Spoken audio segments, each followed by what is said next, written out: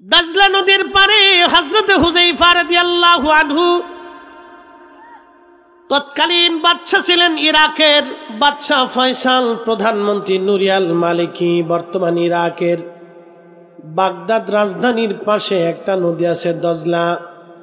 আমাদের যেমন ঢাকার পাশে বুড়িগঙ্গা, ইরাকের পাশে একটা নদীর নাম দজলা। দজলা নদীর পাড়ে দুইজন নবীর মহান সাহাবীর মাজার, একজন হুযায়ফা আর একজন আব্দুল্লাহ আনসারী রাদিয়াল্লাহু আনহুমা। এই দুইজনের মাজার ছিল। দজলা নদীর পানির কারণে ঢেউে ঢেউে পার ভেঙ্গে ফেলে দেওয়ার পরে হুযায়ফা রাদিয়াল্লাহু আনহুর কবরের এক পাশ ভেঙ্গে মাটি দজলা নিয়ে চলে গেল। ভিতরে ঢেউে ঢেউে ঢেউে ঢেউে পানি ঢুকতে লাগলো। বাদশা ফয়সালকে হযরত হুযায়ফা স্বপ্ন দেখাইলেন, বাদশা ফয়সাল, আমি রাসূলের সাহাবী হুযায়ফা বলতেছি, আমার কবর দজলা নদী ভেঙ্গে ফেলেছে, কবরের এক পাশ পানি ঢুকতেছে ঢেউে ঢেউে, আমার বড় কষ্ট হয়।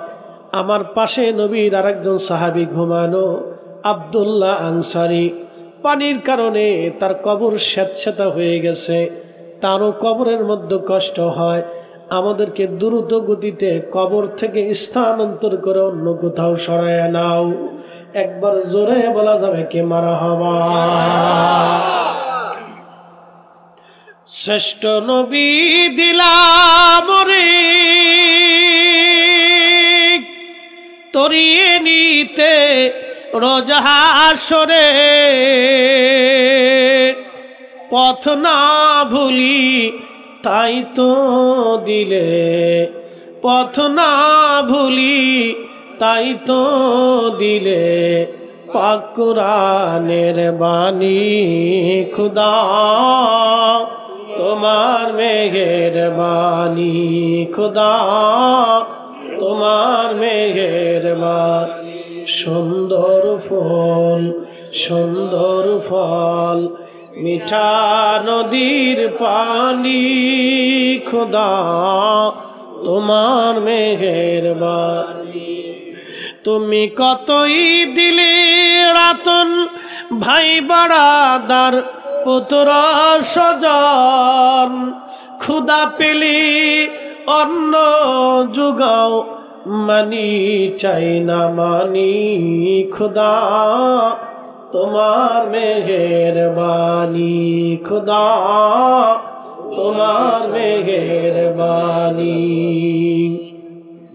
হযরতে হুযায়ফা রাদিয়াল্লাহু আনহু কবর থেকে স্বপ্ন দেখাইলেন বাদশাকে। আমি একটু চিন্তা দিচ্ছি, মনোযোগ দেন। হুযায়ফা রাদিয়াল্লাহু ইন্তেকাল করলেন 1300 বছর আগে। ঘটনা ইন্তেকালের 1300 বছর পরে 1933 সালের ঘটনা।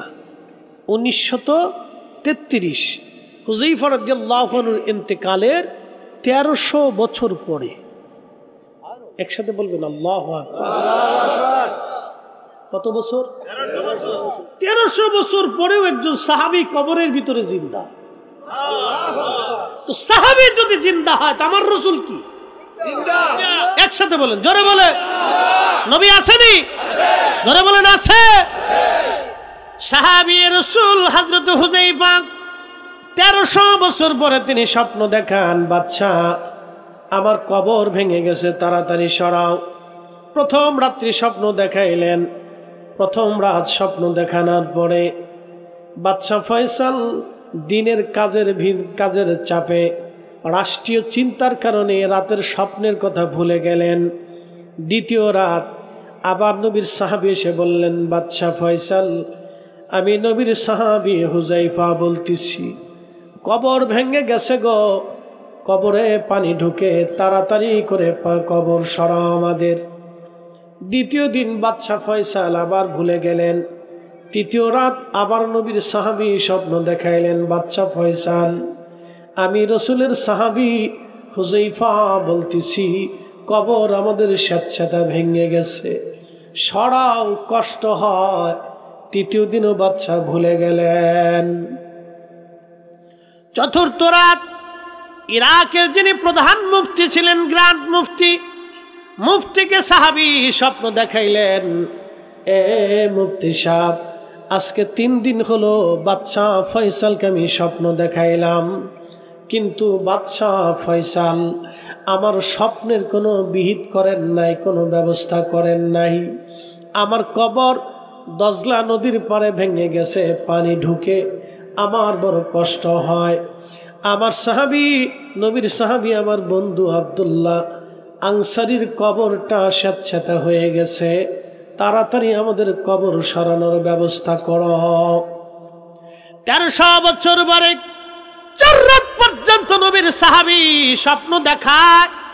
এই জন্য আল্লাহ কোরআনে বললেন, ইয়া আইয়াতুহান নাফসুল মুতমাইন্না তুরজিই ইলা রাব্বিকি রাদিয়াতাম মারদিয়া ফাদখুলি ফি ইবাদি ওয়াদখুলি জান্নাতি। চিৎকার মেরে জোরে বলেন সুবহানাল্লাহ। সাহাবী রাসূল 1300 বছর বড় কবরে জিন্দা। গ্র্যান্ড মুফতি স্বপ্ন দেখার পরে চিন্তা করলেন, হায় হায় কি হলো, সর্বনাশ। সকালবেলা ফজর পড়ে নুরিয়াল মালিকের কার্যালয়ে চলে গেলেন, প্রধানমন্ত্রীকে নিয়ে বাদশার কার্যালয়ে চলে গেলেন। তিনি বাদশাকে বললেন, বাদশাহ আপনি মনে হয় অনেক বড় ভুল করে বসেছেন। বলে, মুফতি কি ভুল বলেন? বলে, আজকে 3 রাত আপনাকে নবীর সাহাবী হযরত হুযায়ফা স্বপ্ন দেখাচ্ছে, তার কবর দজলার পার ভেঙে ফেলেছে, সাহাবী আব্দুল্লাহ আনসারীর কবর স্যাঁতস্যাঁতে, আপনি কোনো ব্যবস্থা করলেন না। বলে, মুফতি আপনি কি করে জানলেন? বলে, হ্যাঁ, আজকে রাত্রিবেলা সাহাবী রাসূল আমাকে স্বপ্ন দেখাইছে, কবর সরানোর জন্য আপনি কোনো ব্যবস্থা নেন নাই, বিরাট বড় ভুল। বাদশা বলল, হুজুর সর্বনাশ হয়ে গেছে। হ্যাঁ, 3 রাত আমাকে স্বপ্ন দেখাইছে, কিন্তু দুনিয়ার কাজের চাপে আমি ভুলে গেলাম, কি করা যায় বলো? বলতেছে, দ্রুত গতিতে কবর স্থানান্তরের ব্যাপারে আমি ফতোয়া বোর্ড বসাচ্ছি, ওলামা একরাম নিয়ে বসছি, আপনি মন্ত্রী পরিষদ নিয়ে বসেন, কি করে দ্রুত গতিতে তাদের কবর কোথায় নেওয়া যায়, কোন জায়গায় সরানো যায়। এই মিটিংয়ে রাষ্ট্রের গুরুত্বপূর্ণ ব্যক্তিরা জেনে গেলেন, সংবাদ মাধ্যমে সারা পৃথিবীতে ঘটনা ছড়িয়ে গেল। আরাফাতের মাঠে হাজিদের মধ্যে ঘটনা ছড়িয়ে পড়ল। 5 লক্ষ হাজি তখন হজ করতেছিল ওই সময়। আরাফাতের মাঠে যখন সংবাদ ছড়িয়ে গেল, হাজিদের ভিতর প্রতিক্রিয়া হলো, আমরা নবী দেখি নাই, কিন্তু সাহাবী দেখতে চাই। আমরা রাসূল দেখি নাই, কিন্তু সাহাবী আমরা দেখব।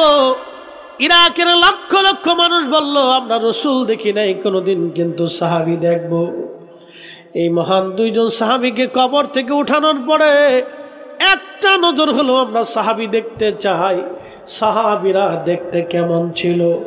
1300 বছর পরেও তার কবর এসে এখনো অক্ষত, এটা দেখতেই হবে, না দেখলে আমাদের জীবনের অপূর্ণতা হবে। সাহাবী রাসূল দেখার জন্যে ইরাক শুধু না, পৃথিবীর সব দেশ থেকে দরখাস্ত আসতে লাগলো বাদশাহ ফয়সালের কার্যালয়ে। বাদশাহ পড়ে গেলেন নতুন বিপদে। হাজিরাও ইমেইল করলো, আমরা হাজিরাও দেখতে চাই, মহান 2 জন সাহাবীকে আমরাও দেখব। নবী দেখি নাই, কিন্তু সাহাবী দেখব। নবী দেখি নাই, কিন্তু সাহাবী দেখতে চাই, সাহাবীরা দেখতে কেমন ছিল? চিৎকার মেরে জোরে বলেন, ইয়া রাসূলুল্লাহ, ইয়া রাসূলুল্লাহ, ইয়া হাবিবাল্লাহ, ইয়া রাসূলুল্লাহ, ইয়া হাবিবাল্লাহ, ইয়া রাসূলুল্লাহ, ইয়া হাবিবাল্লাহ। আমার মৌত নিদান কালে থাকি নবীজি আমার শিয়রে, করিব চুম্বন কদম ধরিয়া, করিব চুম্বন কদম ধরিয়া ইয়া রাসূলুল্লাহ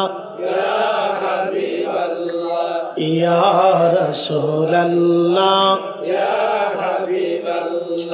মাতা পিতা যাহাদের অন্ধকার কবরে দেখি নবীজি মায়াবী নজরে তরায়া লইও হাসর মাজারে তরায়া লইও হাসর মাজারে ইয়া রাসূলুল্লাহ ইয়া হাবিবাল্লাহ ইয়া রাসূলুল্লাহ ইয়া হাবিবাল্লাহ।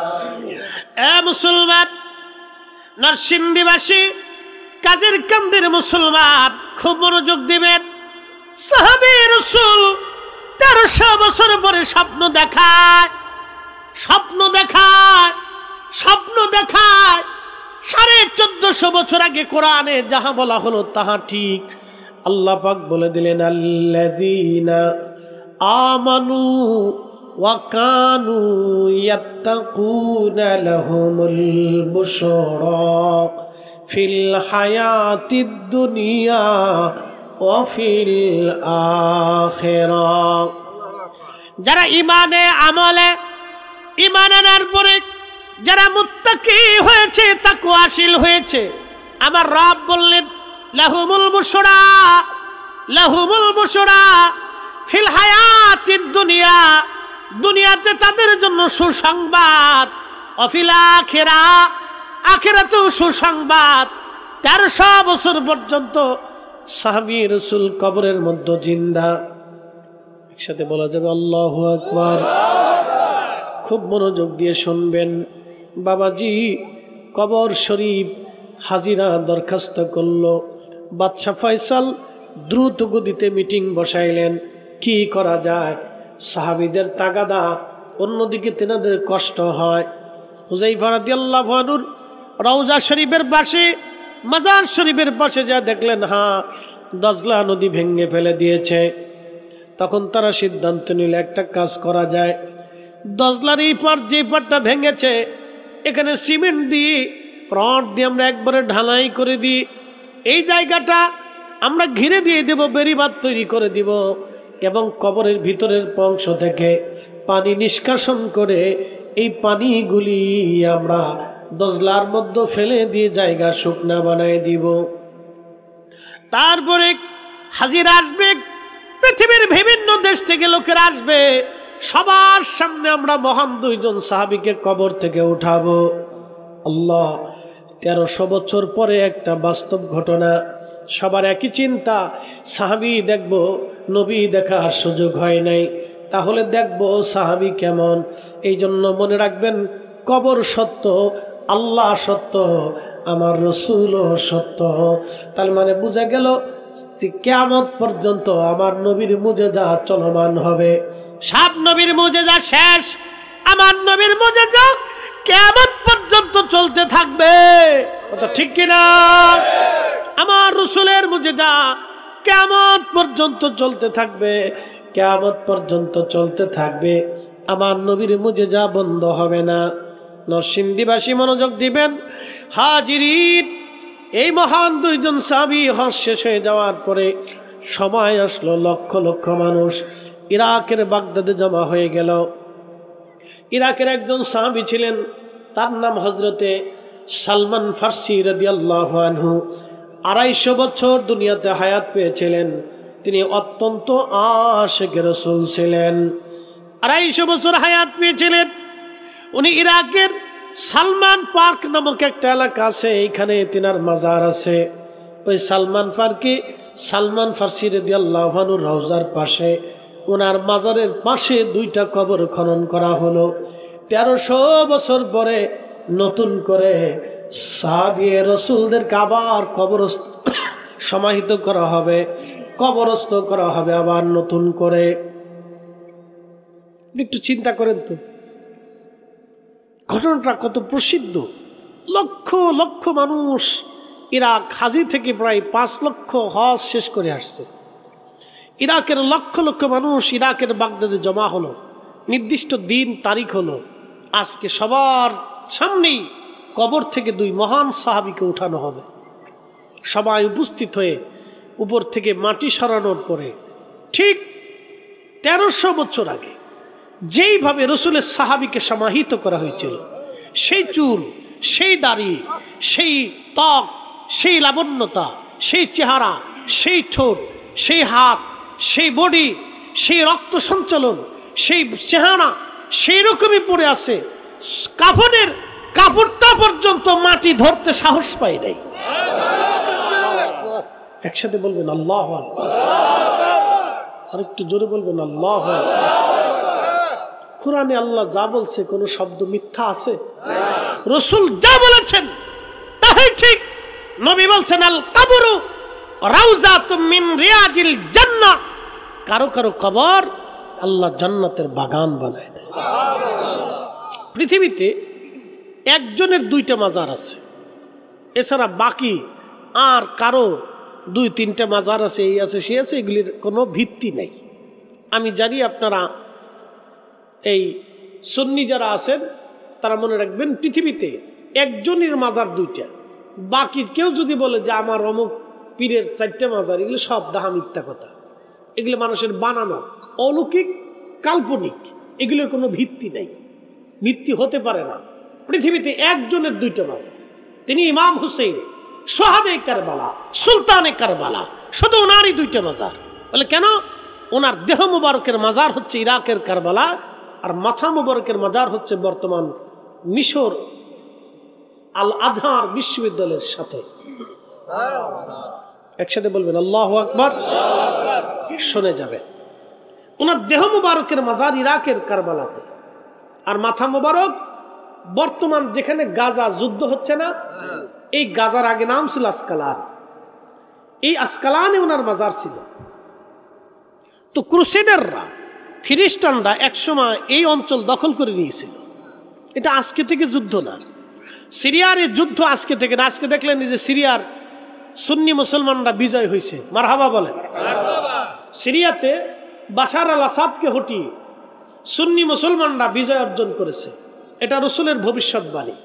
সুনানুত তিরমিজিতে একটা হাদিস আছে, আল্লাহর নবী বলতেন আমার উম্মত শামে আমার একটা আল্লাহর বাহিনী থাকবে।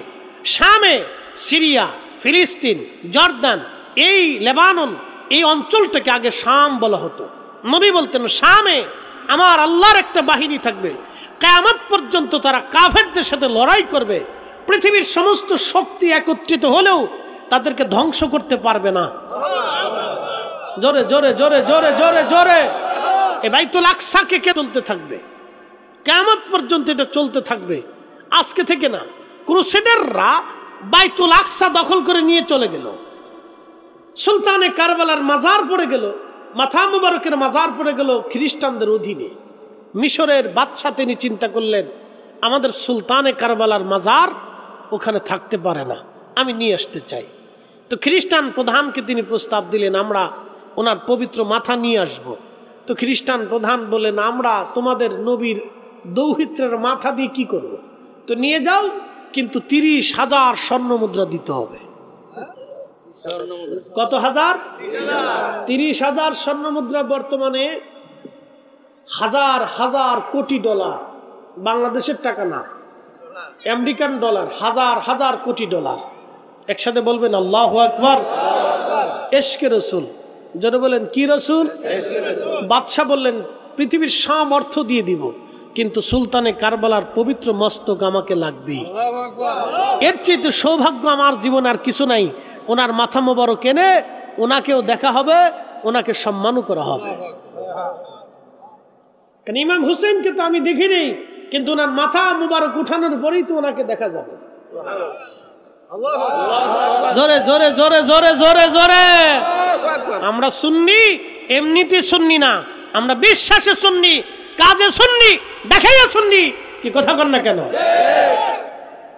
আমরা এমনি সুন্নি না, আমরা আগে থেকে দেখাইয়া সুন্নি, আমরা কাজে সুন্নি। হযরত ইমাম হুসাইনের পবিত্র মস্তক নিয়ে আসার জন্য মিশরের বাদশা তিনি লস্কর নিয়ে আলেম ওলামা নিয়ে সুধী সমাজ নিয়ে তিনি রওনা করলেন। রওনা করে তিনি চলে গেলেন। হযরত ইমাম হুসাইনের মাজারে ঢোকার আগে সবাই পায়ের জুতা খুলে ফেললেন। নগ্ন পায়ে, খালি পায়ে গভর্নর নিজে রওনা হয়ে গেলেন এবং নিজে যাইয়া কবর মুবারক থেকে, রওজা থেকে মাটি সরাইয়া 570 হিজরি ইমাম হুসাইনের শাহাদাতের 470 বছর পর, একসাথে বলবেন আল্লাহু আকবার, 470 বছর পরে, 470 বছর পরে। আরে একটা লোহাও যদি মাটির ভিতরে 470 বছর রাখেন তো লোহাও শেষ হয়ে যায়। আওলাদে রাসূল 470 বছর পরে ওনার মাজার থেকে ওনার মস্তক উঠানো হবে। আসতে বললে তো কৃপণতা হয়। আমরা ওনাদের অনুসারী, কি কথা কন না কেন? আমরা আহলে বাইত রাসূলের অনুসারী, ভালোবাসি, জীবন দিয়ে বাসি, কথা কন না কেন?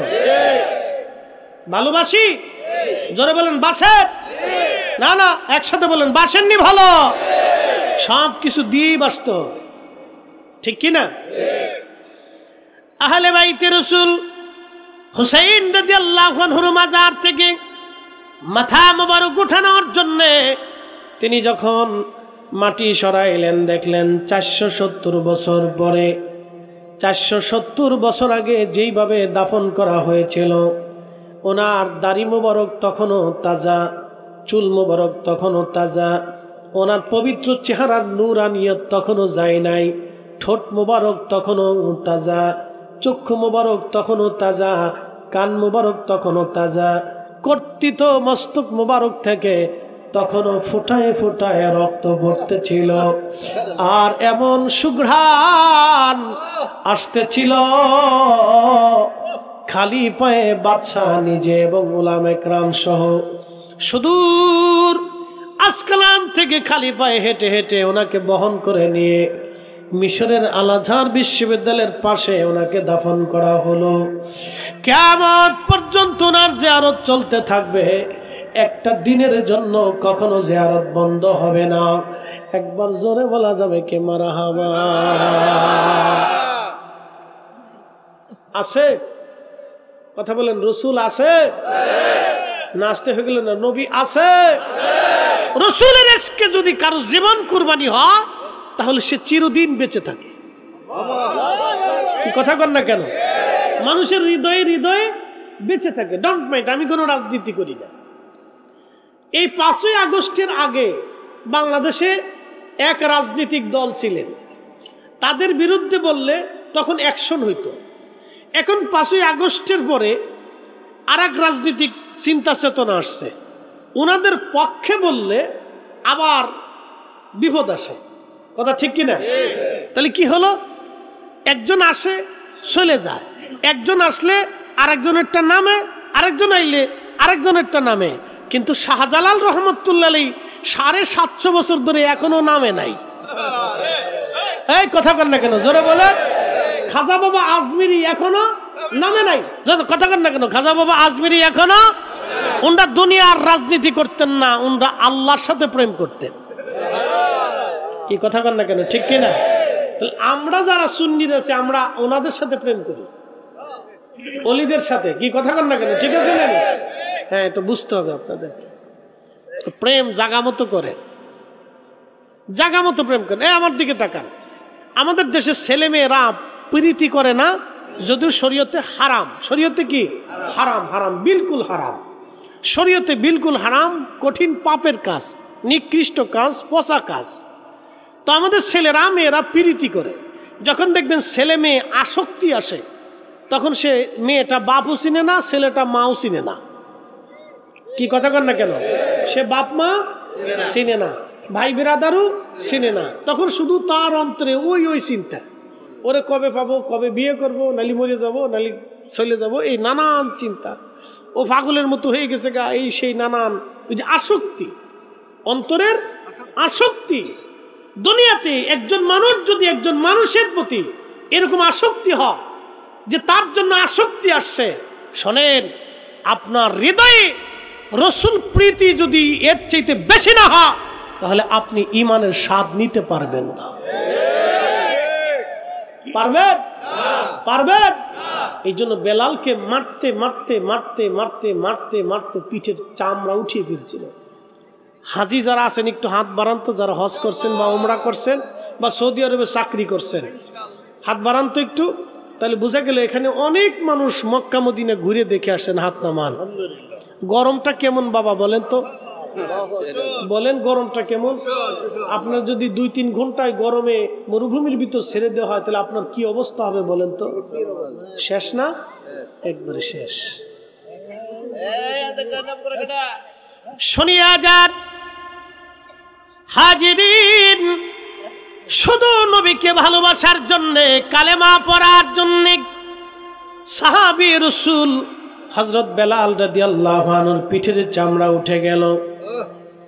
পিঠের চামড়া উঠানো হলো, ওনার গলার মধ্যে রশি বেঁধে সারা মক্কার অলিগুলি দিয়ে টানা হতো আর মারা হতো আর বলা হতো, বলো তুমি ঈমান ছেড়ে দাও। বেলাল শুধু বলতো আহাদ, আল্লাহ এক, আল্লাহ এক, আল্লাহ এক, আল্লাহ এক। মাঝে মধ্যে ভারতে দেখা যায় মুসলমানদেরকে ধরে ধরে নিয়ে কিছু উগ্রবাদী হিন্দুরা পিটায় আর মারে, বলো জয় শ্রীরাম, বল জয় শ্রীরাম। ওই মুসলমান জীবনের ভয়ে বাঁচার জন্য বলে জয় শ্রীরাম, কিন্তু বেলালকে মারা হলো, বেলালকে পিটানো হলো, পিঠের চামড়া চলে গেল। মরুভূমির মধ্যে রেখে বুকের মধ্যে পাথর চাপা দিয়ে ধরে রাখা হলো। দিন পার হয়, হুশ ফিরে যায়, আবার হুশ আসে, হুশ চলে যায়, আবার হুশ আসে। যখনই হুশ আসতো তখন বলতো আহাদ, আল্লাহ এক, আল্লাহ এক, আল্লাহ এক, আল্লাহ এক, আল্লাহ এক, আল্লাহ এক, আল্লাহ এক।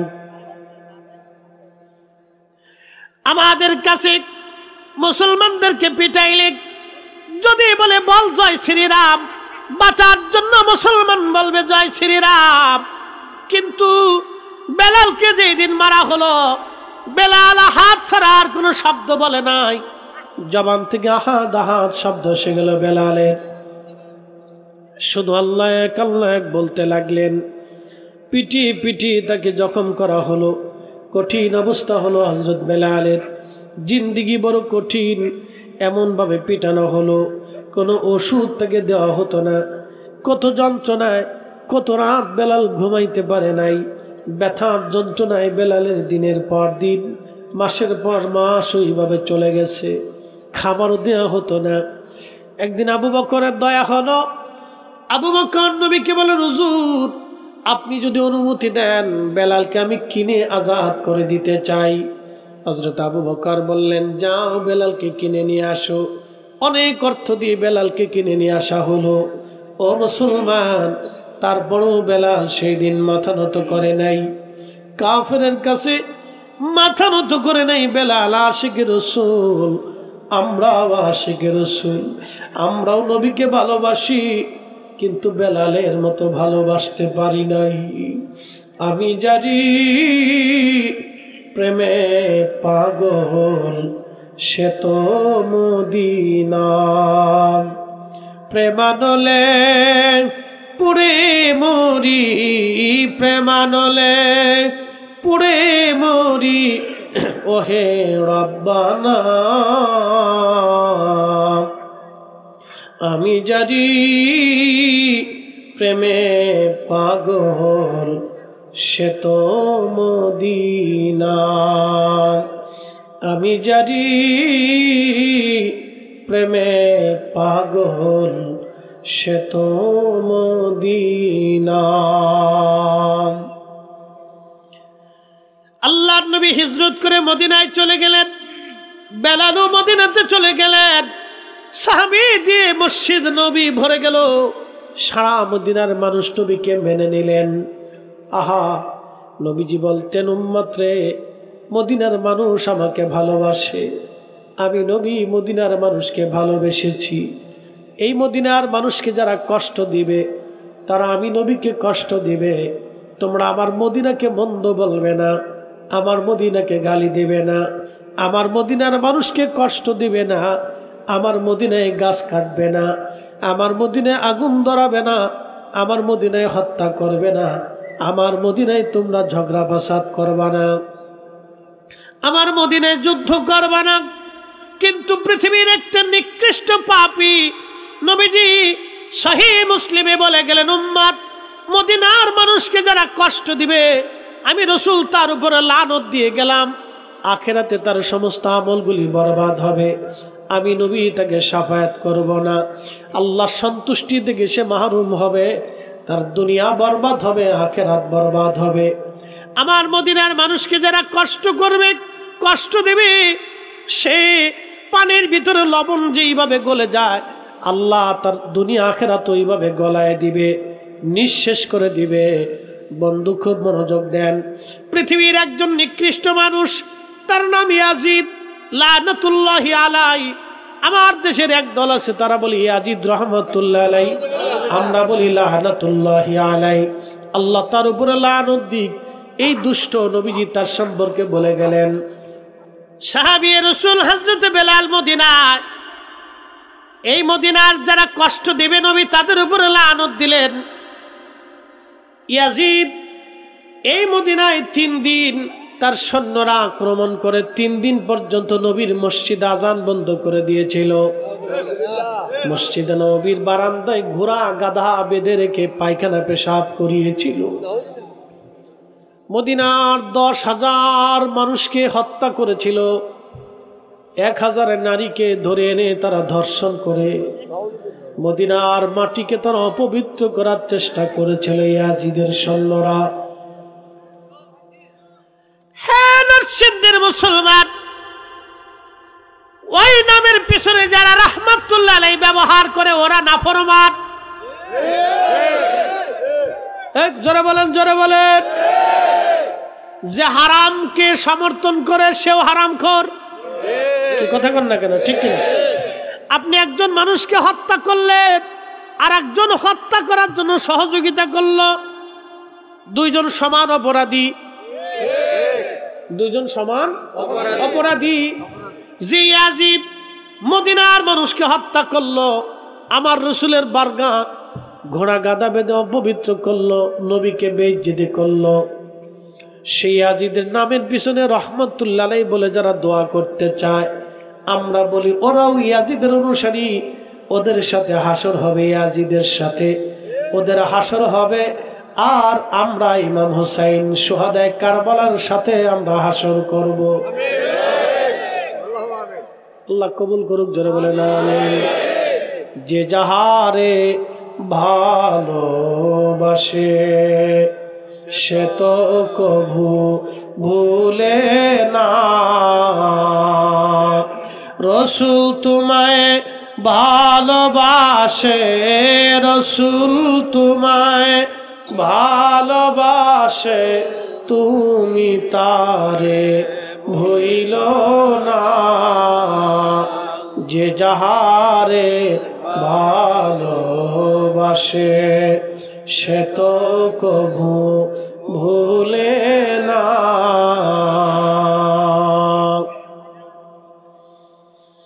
নরসিংদীবাসী, কাজিরগাঁওবাসী, কাজিরকান্দিবাসী, আল্লাহ নবীর সাহাবী বেলাল মদিনাতে আসলেন। নবীজি স্বপ্নে আল্লাহ আজান দেখায় দিলেন, কিভাবে আজান দিতে হবে আল্লাহ স্বপ্নে আজান বাতলায় দিলেন। সকালবেলা ফজর পরে নবী বললেন, সাহাবীরা রাত্রিবেলা স্বপ্নের মাধ্যমে আল্লাহ আমাকে আজান দিয়েছে, তোমরা দাঁড়াও, আমার বেলাল কোথায়? লাব্বাইক ইয়া রাসূলুল্লাহ, আমার আজানের বাক্যগুলি এই, তোমরা আমার বেলালকে আজানের বাক্যগুলি শিখায় দাও। আশহাদু আল্লা ইলাহা ইল্লাল্লাহ, এরপরে আর একটা অংশ আশহাদু আন্না মুহাম্মাদার রাসূলুল্লাহ সাল্লাল্লাহু আলাইহি ওয়াসাল্লাম। বলেন আল্লাহর পরে নবী আছে না নাই? জোরে জোরে জোরে বলেন, জোরে বলেন।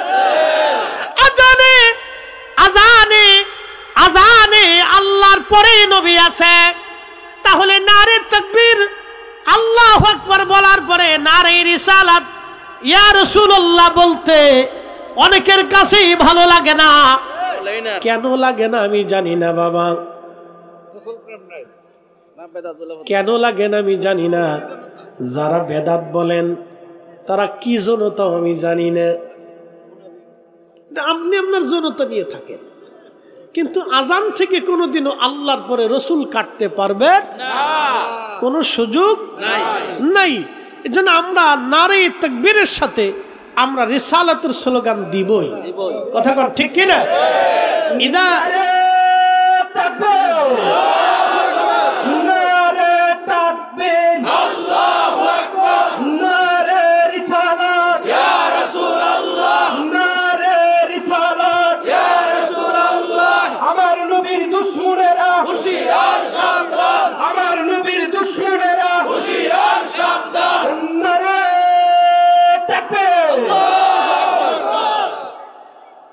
ইদা যুকিরতু যুকিরতা মাই রাফানা লাকা যিকরাক, কোরআনের একটা শব্দ, রাফানা লাকা যিকরাক।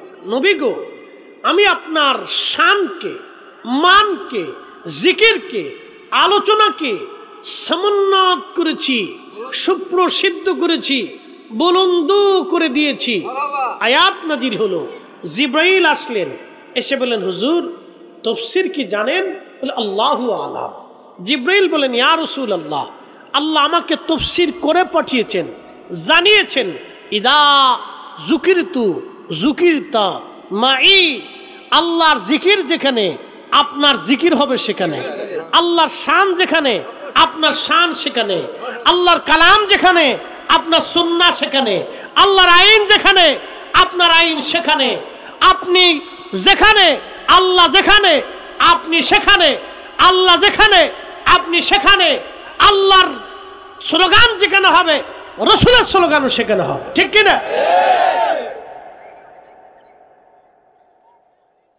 বুঝে বুঝে বেদাত বললেন, বুঝে বুঝে বেদাত বললেন। বেদাতের ফতোয়াটা না জানি রসুলের ইজ্জতের উপর চলে যায়, তাহলে ফতোয়া কিন্তু ঘুরে আপনার আখেরাতের জিন্দিগির উপরে এসে পড়বে। পৃথিবীর সব হুজুররা যেও আপনাকে রসুলের দরজা থেকে তার তরে আনার কিন্তু সুযোগ নাই। ওদিন হারিকেন ধরেও কোনো হুজুরকে পাবেন না, আপনার কোনো বক্তাকে পাবেন না, আপনার কোনো ব্যক্তিকে খুঁজে পাবেন না। সবাই নিজে বলবে নফসি নফসি, নিজেই চিন্তার পেরেশান, আর তুই বেটা সরে যা, আজকে টাইম নাই। ফতোয়া দিবেন বুঝে দিন, ফতোয়া দিবেন বুঝে দিন। হাসরের ময়দানের জন্য ঘুরে আছে, আপনার ঘাড়ের উপরে লানতের তবকা যাতে না পড়ে, বুঝে সুঝে দিন। যদি লানতের তবকা আসে, তাহলে পৃথিবীতে এমন কোন বাপের বেটা নাই, এমন কোন মায়ের পুত নাই আপনাকে আল্লাহর রোশনাল থেকে ফিরিয়ে আনবে। কেউ নেই, কেউ নেই, পৃথিবীর কোনো শক্তি নেই। তো বুঝে কথা বলবেন, বুঝে কাজ করবেন, নতুবা আখিরাতে পস্তাইতে হবে। ফিরে যাব কিন্তু আল্লাহর কাছে।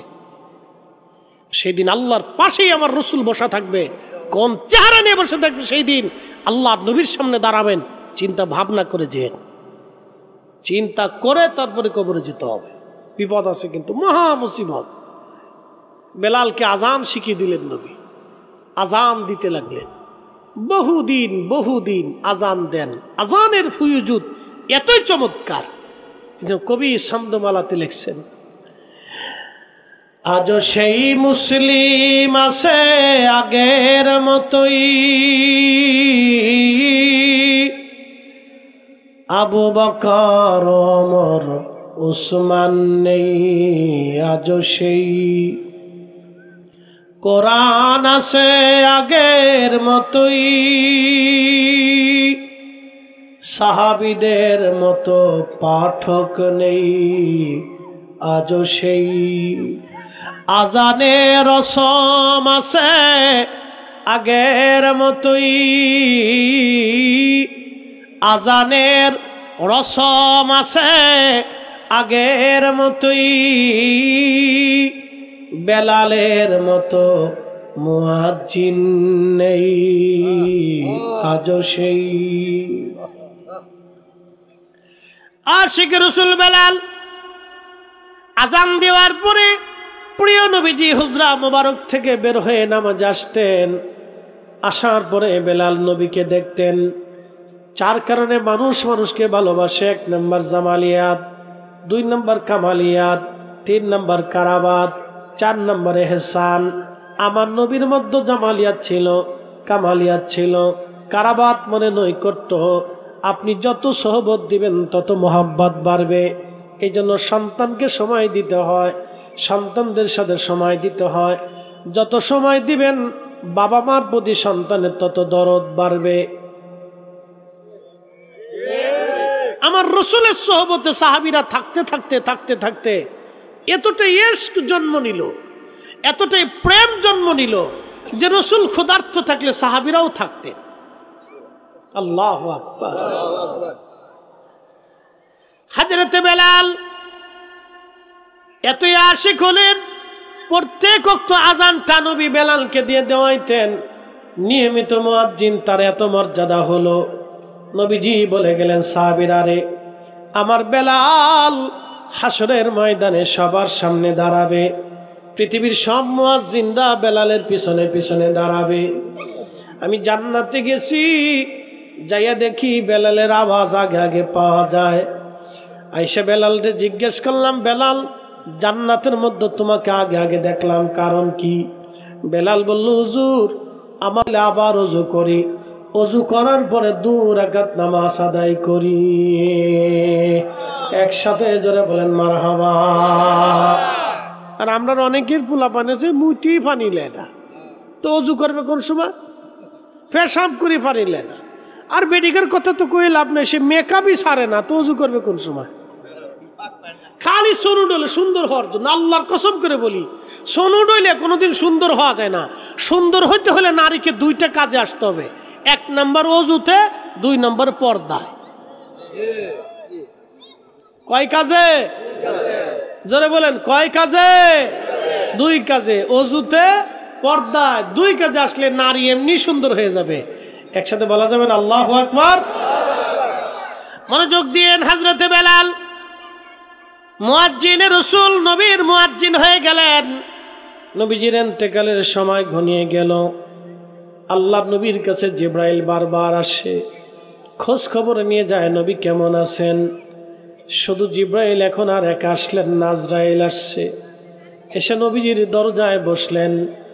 জিবরাইল বললেন, ইয়া রাসূলুল্লাহ, আজকে একা আসি নাই, মালাকুল মউতকে সঙ্গে করে নিয়ে আসছি। যিনি মায়ের কোল থেকে সন্তান নিয়ে যায়, সন্তানের কোল থেকে মা বাবাকে নিয়ে যায়। কেন আনছেন? বলে, হুজুর, আজরাইল আপনার সাথে কথা বলতে চায়।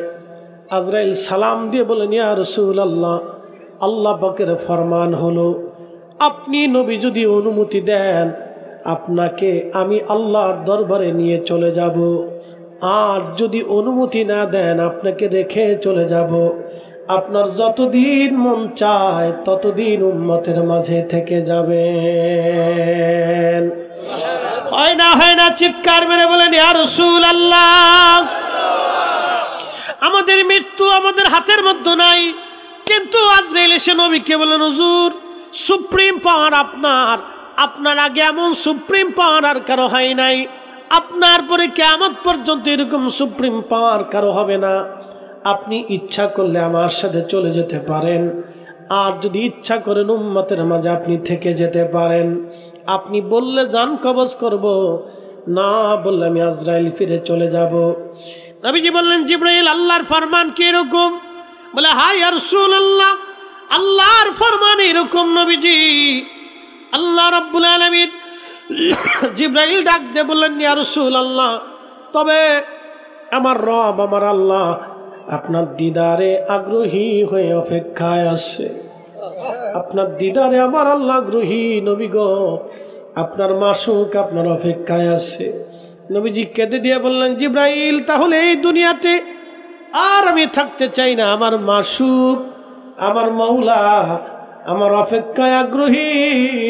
জিবরাইল, আমি এখনই খোদার দরবারে চলে যেতে চাই। আজরাইল আলাইহিস সালাম প্রিয় নবীজির জান কবজে বক্ষ মোবারকে হাত দিলেন। নবীজির কষ্ট হচ্ছিল। আজরাইল, আমার তো কষ্ট হয়। আজরাইল বলেন, ইয়া রাসূলুল্লাহ, আপনার জান কবজের বেলায় আমার আল্লাহর সতর্কতা এতই বিরাট, বিন্দু মাত্র যদি আমি ভুল করি আমি আজরাইলের জিন্দেগি বরবাদ হয়ে যাবে। নবীজি অতি সম্মানে, অতি মহব্বতে, অতি আরামে আপনার জান আমি কবজ করতেছি। আপনার আগে পরে এইভাবে এত আরামে আর কারো জান কবজ হবে না গো নবীজি। আল্লাহর নবী ডাক দিলেন, আজরাইল তাহলে শোনো, আমার উম্মত বড় গুনাহগার, আমার উম্মতকে কষ্ট দিও না, আমার উম্মতকে তুমি কষ্ট দিও না। তখন নবী উম্মতি উম্মতি বলে কেঁদে গেলেন। আমরা উম্মত হইছি, উম্মতের জন্য তেমন কিছু করতে পারি নাই। নবীর ইন্তেকাল হয়ে গেল, সারা মদিনায় কান্নার রল। নবী নাই, নবী নাই, নবী নাই। ছোট ছোট বাচ্চারা কাঁদে, মহিলারা কাঁদে, নবী নাই। একাধারে 3 দিন মদিনা রান্না বান্না খাওয়া দাওয়া বন্ধ হয়ে গেল। বাচ্চারাও খাওয়া দাওয়া করে না, নবী নাই। নবী বিরহে মদিনার মানুষ পাগল পাড়া হয়ে গেছে। কোন কোন সাহাবী বিমর্ষ, বেলাল পাগল পাড়া হয়ে বসে আছে, নবী নাই। নবীজির একটা উট ছিল কাসওয়া, এই উটটা পাগল হয়ে 3 দিন কাঁদতে লাগলো। একটা প্রাণী, বুবা প্রাণী, রাসূল বিরহে বেদনা সহ্য করতে না পারে কাসওয়া উট কান্না শুরু করলো। আপনারা দেখবেন উট যখন কান্না করে তখন মানুষের মতো জোরে জোরে চিৎকার মেরে মেরে কাঁদে। কাসওয়া উট 3 দিন পর্যন্ত কেউ তাকে খাবার খাওয়াইতে পারে না। নবী বিরহ বেদনা এত কঠিন, 3 দিন পর্যন্ত তারা কেউ পানি পান করাইতে পারে নাই। আমি জানি প্রেমে পাগল সে তো মদিনা, প্রেমানলে পুড়ে মরি, প্রেমানলে পুড়ে মরি, ওহে রব্বানা। আমি জানি প্রেমে পাগল সে তো মদিনা, আমি জানি প্রেমে পাগল সে তো মদিনা। এই কাসওয়া উট 3য় দিনের মাথায় আর সহ্য করতে না পেরে বিরহ বেদনা একটা কুয়ার মধ্যে ঝাঁপিয়ে পড়লো, মারা গেল।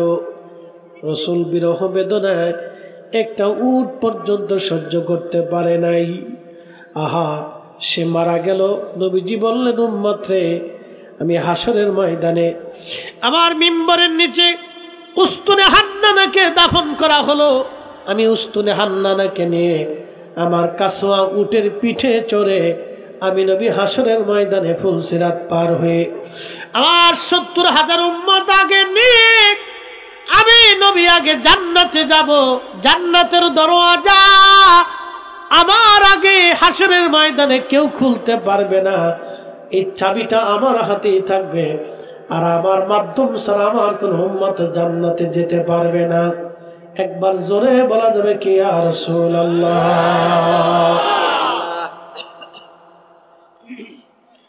বেশি কষ্ট পেলেন হযরত বেলাল। আজান দিলে নবী আসতেন, এখন আর নবী আসে না। চিন্তা করলেন, আর আমি আজান দেব না। আবু বকরকে জানিয়ে দিলেন, আবু বকর, আমি আর আজান দেব না।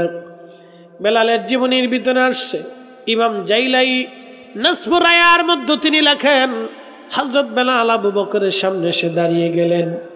আবু বকর, বিদায় দেন, আমি সিরিয়াতে চলে যাব।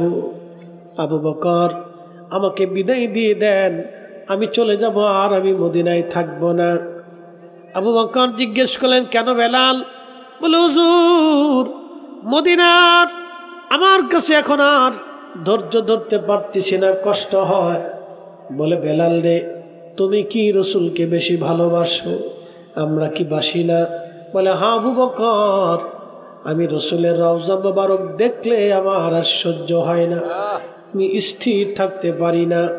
দেখবেন কিছু কিছু মা আছে, সন্তান মারা গেলে সন্তানের কবরের পাশে যে মা বসে থাকে, মা সন্তানের কবরের দিকে তাকায়া জানালার পাশে বসে বসে মা কান্না করে। গ্রামের মহিলারা বলে, কান্না কেন করো? কিন্তু মা হৃদয় তো মানে না, কারণ সন্তান মা থেকে জুদা হয়ে গেছে। সন্তানের কবরের দিকে তাকায় মা কাঁদে, সন্তানের জামা ধরে ধরে মা কাঁদে, সন্তানের বই ধরে ধরে মা কাঁদে, সন্তানের বিছানায় গেলে মা কাঁদে, সন্তানের কবর দেখলে মা কাঁদে, বাবা কাঁদে, কারণ কলিজার ভিতর থেকে মা সন্তানকে ভালোবাসে। এই ভালোবাসার কোনো দলিল হয় না। আশিকে রাসূল বেলাল কলিজার ভিতর থেকে এতই বেশি ভালোবাসতেন, আজান আর দিতে পারতেছেন না, কষ্ট হয়। আশহাদু আন্না মুহাম্মাদুর রাসূলুল্লাহ শব্দ বলার পরে ধৈর্য ধরতে পারতেন না। উনি বিদায় নিয়ে চলে গেলেন। রাতের গভীরে ঘুমিয়ে আছেন। স্বপ্নের ভিতরে ইমাম তাকিউদ্দিন সুবকি আশ-শিফা ওয়াস সাকামের মধ্যে তিনি লেখেন, রাতের আধারে ঘুমের মধ্যে তিনি স্বপ্ন দেখলেন রাহমাতুল লিল আলামিন বর্তমান যে সিরিয়া সুন্নি মুসলমানরা দখল করলো, সেই সিরিয়ার দামেস্কেতে বেলাল ঘুমিয়ে আছে। স্বপ্ন দেখতেছে রাহমাতুল লিল আলামিন নবী তশরিফ এনেছে। বেলাল রে ডাক ডাকা, বেলাল রে, এ কেমন জুলুম তুমি আমার সাথে শুরু করছো? বেলাল, আমার জিয়ারতে কেন আসো না? বেলাল, আমি নবীর জিয়ারতে আয়। কতদিন হলো তুমি আমার জিয়ারতে আসো না? বেলাল আয় রে, বেলাল আমি নবীর জিয়ারতে আয়, আমি রসুলের জিয়ারতে আসো বেলাল। নবীজি স্বপ্নে ডাকার পরে আশিক রসুল হযরত বেলাল সুদূর সিরিয়া থেকে রওনা দিয়ে মদিনাতুল মুনাওয়ারাতে আসলেন। রওজা শরীফ জালি দিয়ে ঘিরে রাখা ছিল। ঠিক ওই সময় বেলাল বসে বসে রওজা শরীফের সঙ্গে মাথা ঠেকাইয়া বেলাল কাঁদতেছিল, আর ধুলা বালিগুলি মাথা মোবারকে মাখাইতেছিল। বেলাল কাদের বলে, হুজুর, গোলাম আপনার কদম মোবারকে হাজির। আপনি আসতে বলেছেন, আমি গোলাম আপনার কদম মোবারকে আসছি। ইয়া রাসূলুল্লাহ, গোলাম হাজির, গোলাম আপনার কদম মোবারকে হাজির। আমি দেখছি বহু হাজি রওজা শরীফের পাশে দাঁড়ায় দাঁড়ায় চোখের পানি ফেলে ফেলে কাঁদে। আমি দেখছি বহু হাজি মদিনা থেকে বিদায় নেওয়ার সময় চোখের পানি ফেলে ফেলে কাঁদে। বলে, ইয়া রাসূলুল্লাহ, জীবনে আর কোনোদিন আপনার কদমে আসতে পারবো কিনা জানি না। ইয়া হাবিবাল্লাহ, আপনার কদম মোবারক এসে সালাম দেওয়ার সুযোগ আর কোনোদিন হবে কিনা জানি না। হাজিরা কান্দে, বিদায় নেওয়ার সময় হাজিরা কান্দে। কাবা শরীফ থেকেও বিদায় নেওয়ার সময়, বিদায়ী তাওয়াফের সময় হাজিরা কান্দে। এরে কাবা, তোমার কাছে আসছিলাম, আর কোনোদিন তোমাকে তাওয়াফ করার সুযোগ আমার আর হবে কিনা জানি না রে কাবা।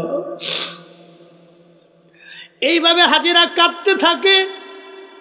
বন্ধু বেলাল বসে বসে কাঁদে, ইয়া রাসূলুল্লাহ, আমি আসছি।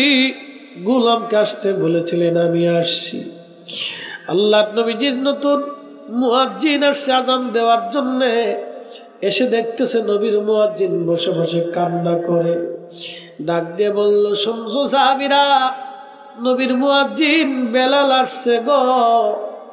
সব সাহাবীরা ঘর থেকে বের হয়ে মসজিদে নববীতে চলে আসছে। এসে দেখে বেলাল বসে বসে রওজার পাশে পাশে বসে বসে কান্না করতেছে। সাহাবীরা ডাক ডাকে, বেলাল কতদিন হলো তোমার কণ্ঠের আজান শুনি না, আজকে একটা বারের জন্য আমাদেরকে আজান শোনাইয়া যাও গো বেলাল, আজান শোনায়। বেলাল ডাক ডাকে, সাহাবীরা রে, নবীর ইন্তেকালের পরে আমি আর একটা বারও এই মসজিদে আজান দেই নাই, বলো আমি কারে আজান শোনাবো? আমার আজানে কে নামাজ পড়াইতে আসবে বলো, কে আমার আজানে নামাজ পড়াইতে আসবে বলো। সাহাবীরা বলল, ইমাম হাসান হোসেনকে ডেকে আনো, তারা বললে হয়তো বেলাল আজান দিবে। ইমাম তাকিউদ্দিন সুবকি শিফাউস সাকামের মধ্যে তিনি লেখেন, হযরত বেলাল রাদিয়াল্লাহু আনহুর কাছে হযরত ইমাম হাসান হোসেনকে ডেকে আনা হলো। হাসান হুসাইন দেখতে একেবারে নানার চেহারার মতো দেখা যেত।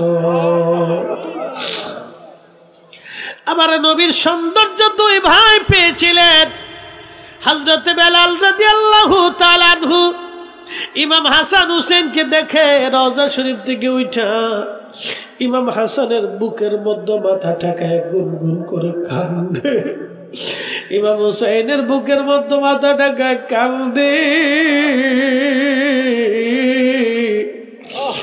ইমাম হাসান ডাক দেখায়, নানার মুয়াজ্জিন, যেই লাহান দিয়া কণ্ঠ দিয়া নানার আজান শুনাইতা, আজকে যাও ওইভাবে আমরা আজান আজকে শুনে যাও। কতদিন তোমার আজান শুনি না নানার মুয়াজ্জিন, আজকে তুমি আমরা আজান শুনে যাও।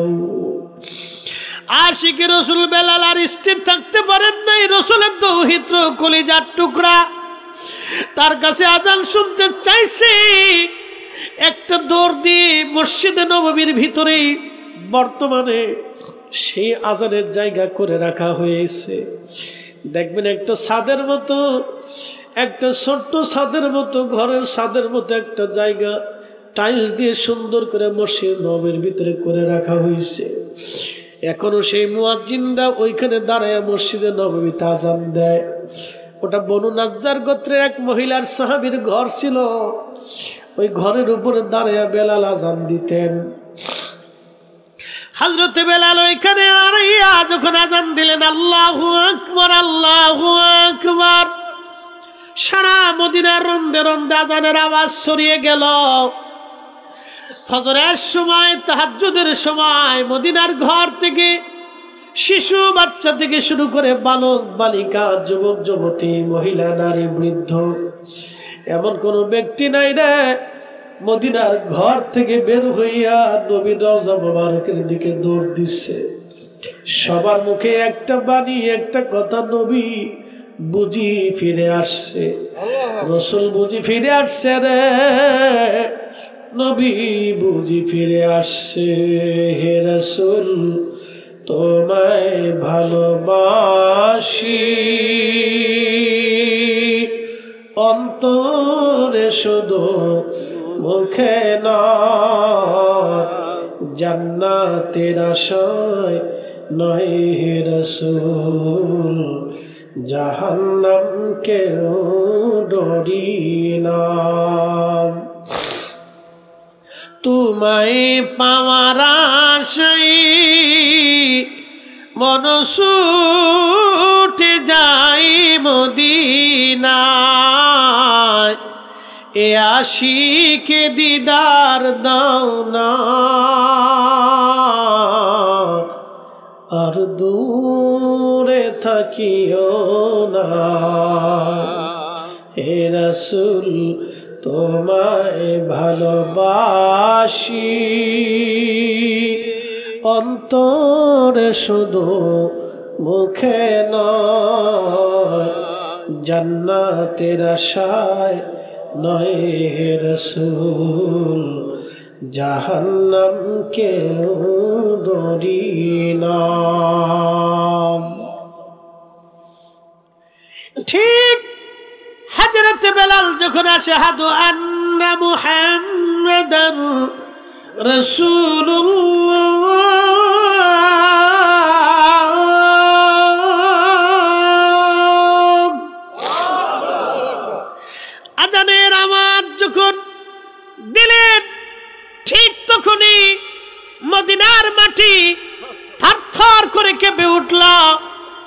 সুবকি লিখলেন, মদিনার মাটি থরথর করে কেঁপে উঠছে।